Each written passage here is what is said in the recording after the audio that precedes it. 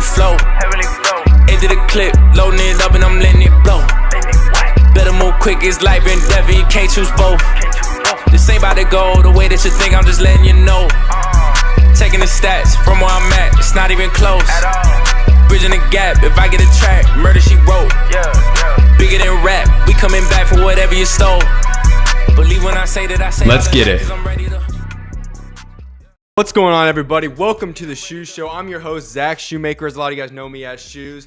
And I'm going to tune in a little bit late tonight. I know hopefully whoever tunes in, you guys will be able to check it out now. But I also have this obviously available for you guys to rewatch it tomorrow whenever you guys catch this. So with that being said, I hope you guys are all having an incredible middle of your week so far and have an incredible Thursday to this point. And if you're tuning in on Friday, whatever the case may be, I hope you guys are having a great end of the week as well. So I'm going to be switching things up a little bit for the next couple of weeks. I'm not positive yet on exactly how this is going to look, but what I'm going to try for about the month of December is I'm going to be switching things around to a little bit of extent. I'm looking to most likely have each one of the three main segments, Combat Currents, Hardwood Realities, and Eternal Echoes, are now going to be broken up into three different shows. So I don't have an exact date yet. I'll have to decide by the weekend, but I'll most likely have Eternal Echoes going down on Mondays, which will be obviously my sermon about God. And then I'll be having probably two Combat Currents episodes. Will be going down, whether that be on Wednesdays, most likely Wednesday, Thursdays, and then I'll be going on and breaking down the fights on either Saturday or Sunday. I'll also be then getting into the Hardwood Realities, obviously the basketball portion of everything.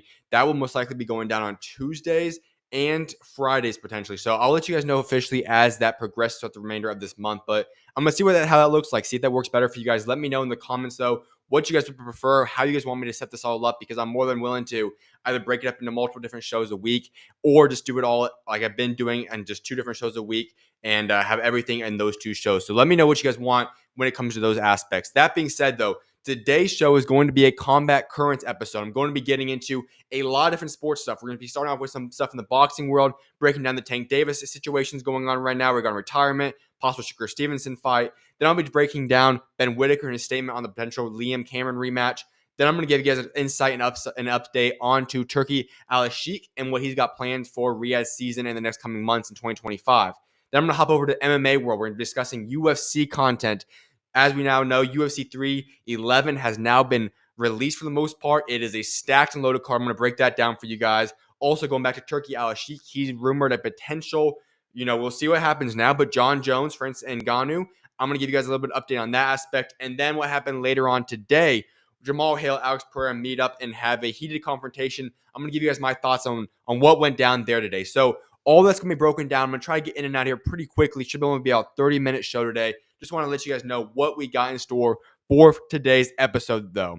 And before I go any further, though, I'm going to have this going on still. Although I'm going to have an exact message each and every single episode, I do want to still say there's going to be a verse of the week. It's the same verse that I broke down and extensively on Monday's show, and that's going to be Luke chapter 12, verse 34. For where your treasure is, there your heart will be also. Just want to have you guys kind of reflect on that verse throughout the show and throughout this entire week. The full message is available. Will be available probably tomorrow when I release that. But that's going to be the message that I want you guys to break down and reflect on. All right, that being said, though, let's get right into today's show. As I said, Combat Currents. Let's get right into it, starting off with Tank Davis. So as we all know, the Tank Davis situation has been quite interesting.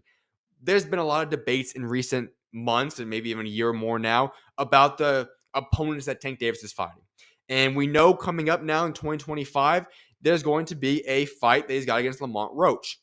I've given my thoughts already on that. Not a fight that I'm looking forward to seeing. Of course, I'm going to watch it. Of course, I want to see it because Tank Davis is a special talent. But we don't really want to see the Lamont Roach fight.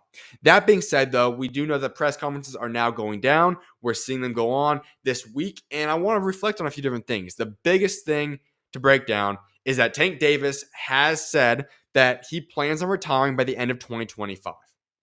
Now, when I first heard that, I'll admit, I was very, very shocked about that. And I wasn't quite sold that he's going to actually retire at that point in time, or if this is more of a negotiating thing because of something with PBC or something else along those lines, maybe just to hype the fight and against Lamont Roach even more. I'm not 100% sure he's going to retire.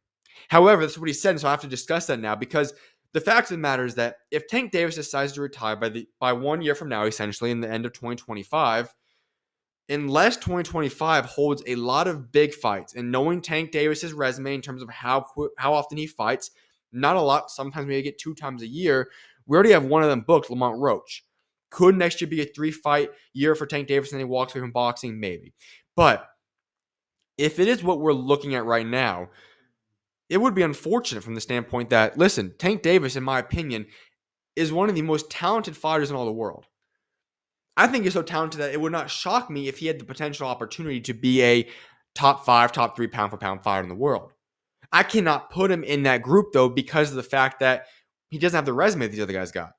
You look at the guys right now, Usyk, Inoue, Terrence Crawford, Beterbiev, Bivol, those type of guys, Canelo, they have a resume. Multiple division champs. You have undisputed champs in the mix there. All different kinds of things going on with those guys.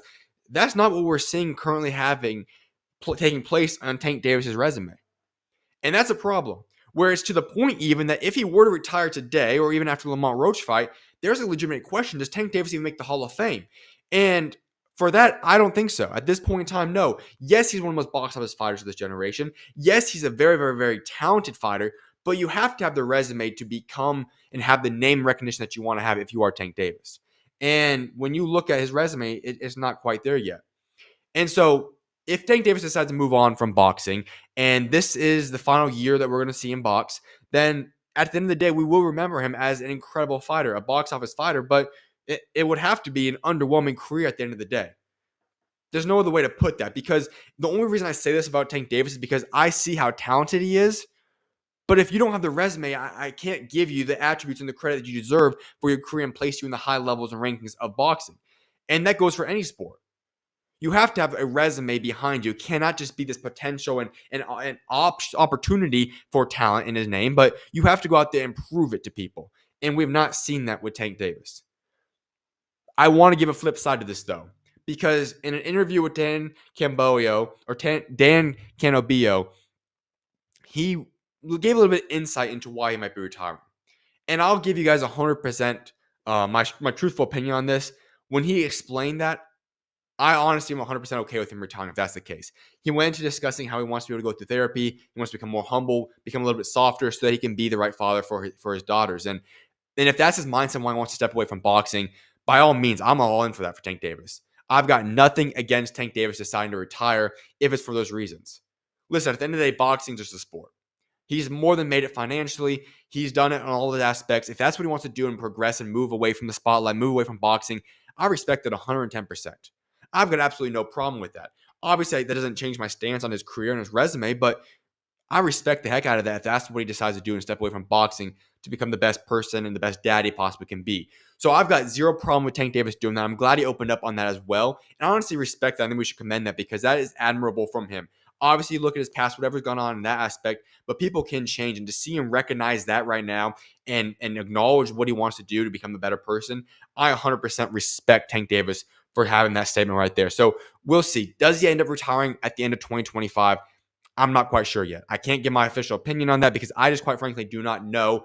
And it'd be a little bit shocking still if Tank Davis decides to retire in 2025 or at the end of 2025. But only time will tell there. And it depends. What is his resume going to look like throughout 2025? If he goes out there and defeats Shakur Stevenson next year, I mean, that makes his resume a lot better because now you're becoming a guy that's unified in the division. You've fought the guy that's the top guy that you've been kind of pinned against throughout the last few years now. That would be a mega fight for Tank Davis. So we'll see what ends up unfolding for him. But that's what I want to say in regards to his retirement. But I'm going to stay in the Tank Davis discussion now and head over to something that Turki Alalshikh has discussed and mentioned just a couple of days ago in an interview.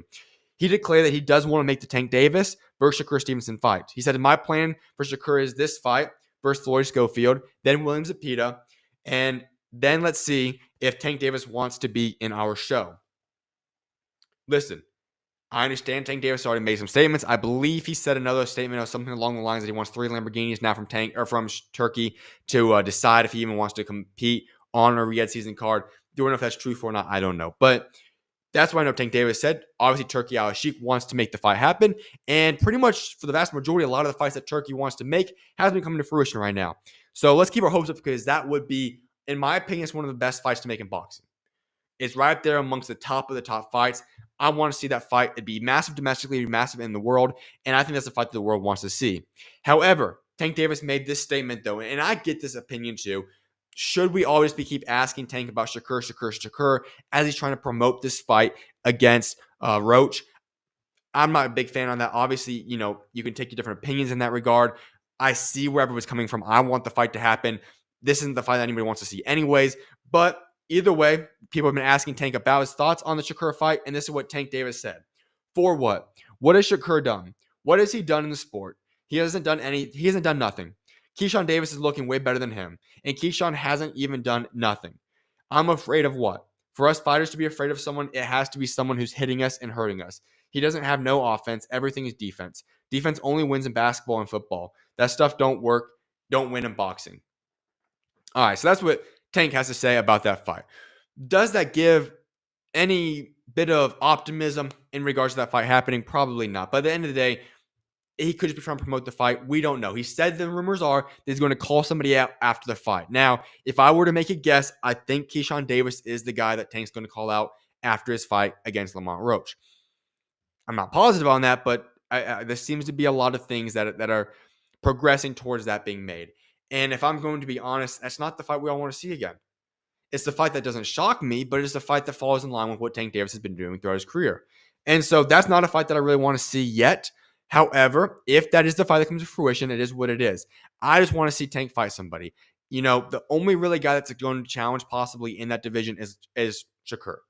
Obviously, it's boxing. Anybody can go down with one punch. We know that fact in boxing and any combat sport. But I don't see anybody beating Shakur outside of Tank. And I don't see Tank losing. I don't see Shakur losing to anybody except for Tank. And I don't see Tank losing to anybody outside of Shakur. So until they match up, that's really going to be the only big challenge that either one of those two guys can make at 135. We'll see what ends up unfolding there, but I hope that is the fight that gets made in the future. Let's head over to some stuff going on in the UK. We know on the past Riyadh season card, Ben Whittaker. Obviously, an embarrassing statement there. We don't know the truth. We don't know what exactly happened and unfolded when Ben Whittaker and Liam Cameron fought. Was Ben Whittaker legitimately injured? Was he not? We don't know the truth at the end of the day. But here's what we do know when it comes to Ben Whittaker. This rematch must happen. I've been very, very vocal about that. I want to see the rematch between Ben Whittaker and Liam Cameron, and he needs to make that rematch happen. And there was some good news that came out in an interview that Ben Whittaker did just recently. He said this statement: "I don't make excuses. I'm not going to start. Oh, my ankle, it happens. I couldn't continue. But when I go and beat him in the next fight, I'll have a lot to say then." Perfect. I could not be more happy to see a statement than that right there. That was a perfectly worded statement by Ben Whittaker. No excuses. Doesn't matter what people think. I'll let you guys know after I go and beat him. But I need to take care of business first in the ring. And once I do that, then we can progress and we can discuss other things. That's the mindset he needs to have. At the end of the day, whether this would all happen and went down in the ring, in that fight against Liam Cameron, I don't know what exactly happened. Nobody will know the truth unless Ben Whittaker wants to come out and make the truth known at some point in time. But the fact of the matter is that people will have all formed opinions based upon what they witnessed in that fight right there. And the only way to erase somebody's mind is to go in there and prove them all wrong in the ring. And that's what Ben Whittaker's saying he wants to do next. So I hope that fight gets made. It's going to be a big fight from the sake of Ben Whittaker was one of the top up-and-coming fighters in all of boxing, to be honest.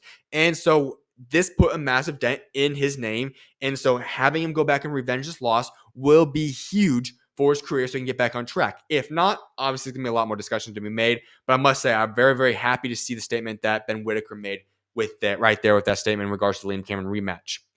Let's go to Turki Alalshikh. He made some big, big moves and plans being known to the rest of the world for plans for early 2025 on a recent interview. Here's some of the plans he intends for Riyadh season. He plans to stage a Riyadh season card in Africa in 2025 or 2026. He added that he could consider making Deontay Wilder versus Francis Ngannou in the future. Let me pause right there. I like that idea. And I think that could be a very, very unique card made if you do it in Africa. There's lots of great fighters. Just off the top of my mind, he mentioned two guys right there that could possibly work. Obviously, Francis Ngannou. We know his history and where he comes from in Cameroon. Then you talk about Martin Belkoli, another guy you could see that would be a massive name. Joshua Buatsi has ties out there. You could maybe even, I know Anthony Joshua takes great pride in Nigeria, if I'm not mistaken. That could be an interesting fight. Like, you could pull a lot of guys in that I would think would take a lot of pride in that. And it'd be cool. Having a card actually go down in Africa would be unique. I think that'd be awesome. As for the Deontay Wilder Francis Ngannou fight, I'm not sold on that one being the fight that I want to see, especially if we're talking 2026. That's another year away at least. And that's not quite the fight that I'm looking forward to seeing. Francis Ngannou, Deontay Wilder. It could work out. Not against that fight being made completely, but, if Wilder's going to fight again, it needs to be within the next 6 months or so. And it has to be something where he goes out there and makes a statement. Waiting an entire year plus to go get in the ring against Francis Ngannou, I'm not sure that's what exactly makes sense for him or even Francis, if we're going to be honest. Because I think Francis needs to fight in the near future, and we'll just see what happens. But that's a long way out, so I'm not sure if that's even really realistic right there. We'll just see what unfolds there. His other statement, he said, he is planning to stage a big Riyadh season card outside of Saudi Arabia in March and hopes to follow this in May in Riyadh with a Queensberry vs. Matchroom 5 vs. 5 rematch or a UK-USA 6 vs. 6 event, which would pit Queensberry and Matchroom on the same team versus top-ranking Golden Boy. Can I just pause for a second? Here's what I kind of envision Turki Alalshikh. I feel like this is a guy that has always great dreams. He loves the sport of boxing, and he has the finances to be able to create whatever the heck he wants, and he's just putting together this fantasy world of what he wants to watch. Because these ideas are so special and unique. I love them right here. Let's break them down a little bit more, though. A Riyadh season card outside of Saudi Arabia. We heard rumors that was going to be over with. There was a lot of stuff saying that they were not successful in the United States when they did the fight. The overall Wembley Stadium one was successful to a certain extent, but the whole purpose of the PIF fund and everything going on with Riyadh season is they want to get people to go to Saudi Arabia. And so there was rumors that that's not going to happen any longer. Now, what does that exactly look like and entail being outside of it? I'm not quite sure, but that is intriguing right there. I know we've heard rumors before of China, other places like that. Who knows what's going to unfold right there? But that's going to be interesting. And then to go follow it up, like I said, in May, Riyadh season, Queensberry versus Matchroom, 5 vs. 5 rematch. I enjoyed that rematch. That was a very, very exciting card we got to watch on June 1st. Would not be against that at all. Obviously, we know what happened in that. It was a clean sweep for Frank Warren, but that would be interesting. But I love the other idea you brought up. Doing a country versus country, almost if you want to put it in an Olympic kind of field. I love the idea of that. USA, UK would be a massive card you could make. Also would not be against the United States of America versus Mexico in a 6 vs. 6. Both those cards could be massive. You could do many other combinations there as well. But the idea of having a 6 vs. 6 boxing event where you possibly have two of the most recognizable countries in regards to boxing. Like I said, you bring in United States of America versus Mexico, United States of America versus UK. You could throw Japan in there. Obviously, they have a long list of people you could possibly pull out to fight. Lots of unique combinations you can make there. I would be all for that. I would absolutely love to see that card being made potentially there, and that would be an intriguing thing to see. So that's what Turki Alalshikh revealed in his most recent interview, and I'm going to hop over now into the UFC side of things because that's going to conclude the boxing segments for today's show. So let's head over to MMA aspect now. Today, we got more clarity on what UFC 311 is going to look like. First of all, we already know it's going to be January 18th. It's going to be at the Intuit Dome, and it's going to be a very, very special card. We've heard rumors of how good it could be. We knew it wasn't actually confirmed, but we had a good feeling that Islam was obviously going to be a part of this card, and we knew that was going to be the fight that was going to most likely headline the event. And then we knew Jerry Prochazka and Jamahal Hill were also going to be on this card to some extent at some point. Those were both things that were known to the public. Then we got all this new information coming in. And let me just break down this card right now because this is one of the better UFC cards we have seen in a while. It's going to be hard to beat this card in all of 2025, let's be honest. The UFC is starting off 2025 with a massive bang. Because listen, we have two men's world championship fights going down on the main event. And the main event and co-main event, my apologies there. Islam, Arman.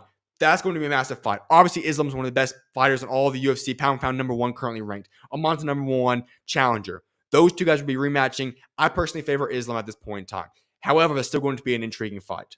But then we get this massive news that came out a couple of days ago.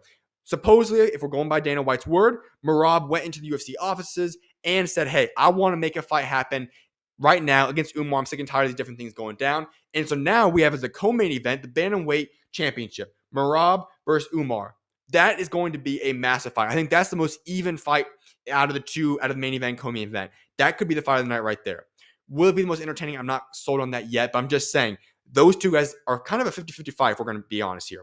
I absolutely love how that fight lines up and what it looks like. That said, Jury's going to be fighting Jamahal Hill. That we already knew about. I've already been very, very excited about that fight being made. And then we got more news today. Benio Darush, he got announced that he's going to be fighting on this card. And who he's going to be matching up against? Well, one of the guys that's got a lot larger fan base in the recent months, Renato Moicano. That's going to be a blockbuster fight right there. That could be the fourth fight on the main card. What a fight right there. Then Kevin Holland got announced last week. He's going to be on this card. Renier de Ritter, he's going to be a part of this. Johnny Walker's on this card. Payne Talbot's going to be on this card. Jailton Almeida, he's going to be on the card as well. And then we have a lot more guys. When we're talking about this list, is going down. Going back and forth. Sorry, I skipped that real quick. But Jailton, he's going to be fighting Sergey Spivak. That's going to be a good fight as well. So we've got a stacked card UFC 311. It's not going to be much better than this. Like I said, will there be a card better than 2025? Possibly. Not going to say there can't be. You never know what Dana White's going to cook up. But what they put together to bring to California at the Intuit Dome is a spectacular card. And I'm ecstatic for that. And also, just to put it out there, it's going to be taking place at the Intuit Dome. Those that are not familiar, this is Steve Ballmer's place that he's built for the Clippers. It is one of the most technologically advanced stadiums in the entire world. Obviously, you have the Sphere. It's not going to be that. But the Sphere is, while it is certainly, to a certain extent, it is a stadium. This is actually a stadium event meant for sports, meant for concerts, and so on and so forth. And it is incredible. So I think Dana White's going to put on an absolute show being out there in LA for this. Now we're going to head back over to Turki Alalshikh again, because in the interview I was talking about a few moments ago, looking back at what he's got planned for boxing, he also gave hints about a potential blockbuster MMA fight he wants to try making. And what was that fight exactly? Well, he wants to put together potentially Francis Ngannou versus John Jones. I read that and I'm like, whew. If anybody can make that fight happen, it's going to be Turki Alalshikh. Now, I understand Dana White already came forth and said, hey, no. We want to make Tom Aspinall John Jones first. 100% agree with that. I think the fight that needs to happen most is Tom Aspinall John Jones. Will I be mad if John Jones versus Francis Ngannou gets made? Absolutely not. But I think Francis Ngannou and John Jones would be a massive fight. However, Tom Aspinall John Jones needs to be made first. Once that fight gets made, if John Jones defeats Tom Aspinall and we possibly go get the two next fights available on the table, would be John Jones versus Alex Pereira if he stays with the UFC, or John Jones versus going over and playing or fighting Francis Ngannou. Or you do all three of those fights. And if John Jones finds a way to get all three of those fights done to end his career, I would be shocked to begin with. But hey, we'd have to give maverick props to him. That would be one heck of a way for John Jones to leave combat sports. To go in and fight Tom Aspinall, Francis Ngannou, Alex Pereira, sensational. And I think that would be a GOAT way to walk away, if we're going to be honest right there. So I'm all for that. If John Jones and Francis Ngannou gets made, not opposed to that. I don't think it gets made, though, until Tom Aspinall at the bare minimum gets done. I don't think Dana White lets him walk until he's done with the UFC period, which would likely be both the John Jones, first Tom Aspinall, John Jones versus Alex Pereira fights. And at that point in time, maybe negotiation can happen where we possibly get Francis for John Jones in 2026. Not sold on it, but that would obviously be a very fun fight to see without a doubt. The last thing I want to get to you guys to talk about on this Combat Currents edition of the SchuZ Show is something that went down today. Jamahal Hill, Alex Pereira, a lot of guys are in Vegas right now for UFC 310. That's going to be taking place on Saturday night. And they were at the training facility for UFC, the UFC's training facility. I don't know exactly the extent of how it led up to this, but we see the video from those parts. If not, I'm sure you can go find it real easily. It went viral today. Alex Pereira is working out, and Jamahal Hill, I'm assuming, was working out at the same time. However, whatever the case may be, they seem to come together, and they get into a heated dispute that they had to end up having to get broken up and all these different things. And it was instigated by Jamahal Hill. Alex Pereira said a funny statement. If I'm not mistaken, it was something along the lines of, I'm glad you woke up now. And there we have it. They get into the little scuffle together, and we see the viral video occur. Nothing serious goes down. But here's why I want to make my statement clear. And I made this statement on Twitter or X today, and I'm just going to back it up right now. Listen, this Jamahal Hill beef with Alex Pereira just doesn't make any sense to me. Jamahal Hill is a good fighter. Could he maybe become the champion again once Alex Pereira leaves? Maybe. But this beef and this hatred he has towards Alex Pereira just does not make any sense to me. Alex Pereira has defeated countless guys before. Nobody seems to have the same level of beef that Jamahal Hill has towards Alex Pereira. It doesn't make any sense to me. Listen, we've seen a guy in Israel Adesanya, the only guy that's beat Alex Pereira in the UFC, and he's been able to move on just fine. He even acknowledges how good Alex Pereira is. But for some reason, the guy got slept in the first round at UFC 300, cannot seem to just acknowledge what Alex Pereira does, and he wants to keep instigating this commotion, this fight with Alex Pereira over and over again. And it blows my mind. It makes no sense to me. Why does Jamahal Hill want to keep on going after Alex Pereira? I get you want your get back, but all due respect, you got lights knocked out of you in the first round. It was not a good showing at all. And you're not the only guy Alex Pereira does that. Listen, we know it's Alex Pereira. But you don't need to keep having this attempted fight over and over again. We don't want the rematch. And listen, the best scenario here is that Alex Pereira defeats Magomed. He moves up to heavyweight. And guess what? This entire light heavyweight division now opens up to where the winner of Jamahal Hill goes down, like we just talked about, in UFC 311. You could see that winner possibly go and face Magomed. And you then have a new champion at 205. That's what I'm positioning myself for if I'm Jamahal Hill. You're not going to beat Alex Pereira. It's combat sports. Of course, you have a chance. Everyone has a chance, theoretically, to defeat somebody. One punch and you're out. I just don't see it happening. It would have to be pure luck for Jamahal Hill to possibly defeat Alex Pereira. And if that's the case, why don't you just let Alex Pereira move on, acknowledge his greatness, and you go all in on making sure that, hey, you're positioning yourself to get ready to defeat Jerry. Why is your mind so stuck on Alex Pereira when you have a massive fight coming up in about a month? What now? A month? Yes, a month from now, a little bit over a month against Jerry. Get ready for that fight so that you can position yourself to possibly get a world championship fight coming up sometime next year against Magomed, most likely. That's what you should be positioning yourself for. Let Alex Pereira go. We don't want to see the rematch. I don't know why you necessarily want it. I said, of course, the competitive nature in you, but be realistic. From a business pursuit and mindset, that fight makes no sense for you. Nobody wants to see it. You're probably not going to win that fight. And on top of that, you have a chance to become a champion if you take care of business against Jerry on January 11th or January 18th, and then possibly you can get a chance to go fight Magomed and become a champion. Let that be the mindset that he should be having right now for Jamahal Hill. Anything outside of that right there makes no sense to me. So that's what I've got to say on that regard. Alex Pereira should not be entertaining this rematch at all. Alex Pereira needs to get the Magomed fight done, fight him, and move on. I think Alex Pereira wins that fight. I've made that clear many, many times. However, obviously it's a competitive fight, and I think he is focused on that. I saw a report came out tonight that supposedly no dates have been even discussed yet. I'm a little bit shocked about that component there because I would have expected that Dana would have been involved in negotiations already, and we would have been trying to get a date set. But we do know Alex Pereira moves quickly, so I'm not sure. I don't think a date would be that hard to discover for him. But that is going to be interesting to see what ends up unfolding there. We need the Alex Pereira versus Magomed fight to go down ASAP. I hope we see that in the near future, early 2025. Or at the very, very latest, the very beginning portions of Q2, that fight needs to be going down. No other way around that. We need to see Alex Pereira and Magomed need to fight each other. And once that occurs, I think Alex Pereira wins it. He moves to heavyweight. And then we have a very, very intriguing, interesting outlook on what the 205 division could look like in the UFC. Opens up drastically because now you have a lot of guys in the mix. We'll see what ends up unfolding there. But that's what I've got to say in regards to this. I talked about this in the very beginning of the show. Things are going to look a little bit different for this month. I'm going to be testing it out. Maybe this is a permanent thing. I'm going to be having a splitting up the shows. Combat Currents will be 2 times a week. Hard Realities will likely be 2 times a week. And then Eternal Echoes will be once a week.